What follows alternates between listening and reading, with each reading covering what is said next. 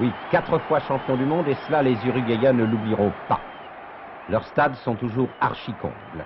Ici, le stade du Centenaire à Montevideo, avec un match entre la principale équipe de la ville, Peñarol, et celle de l'Université catholique de Santiago du Chili. Essayez de discerner, Peñarol est en maillot rayé, les catholiques, eux, sont en maillot blanc, ce qui ne nous empêche pas d'avoir l'œil noir, et d'être solide aussi pour le coup de savate, car le jeu, sous ces latitudes, est un jeu très dur, un jeu brutal même.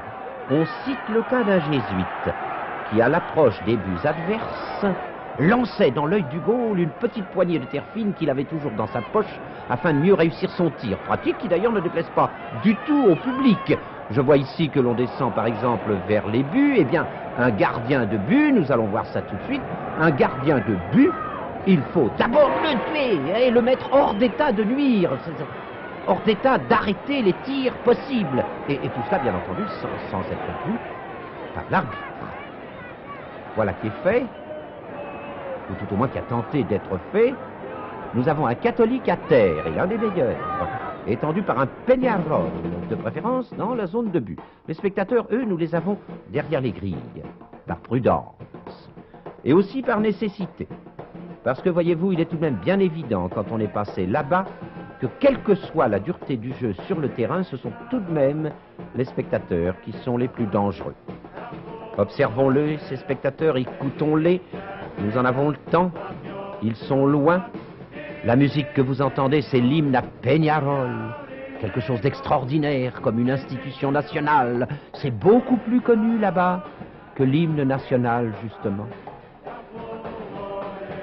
Quelques têtes d'Uruguayens.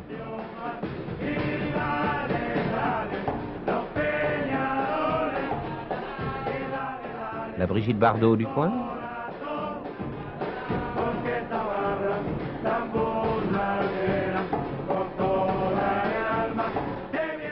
La Lolo Brigida de l'endroit. Une étude sans fin d'ailleurs, et qui reste à peu près la même sous toutes les latitudes, une étude qu'on pourrait intituler « De l'influence du ballon rond sur le comportement du bipède en cage ».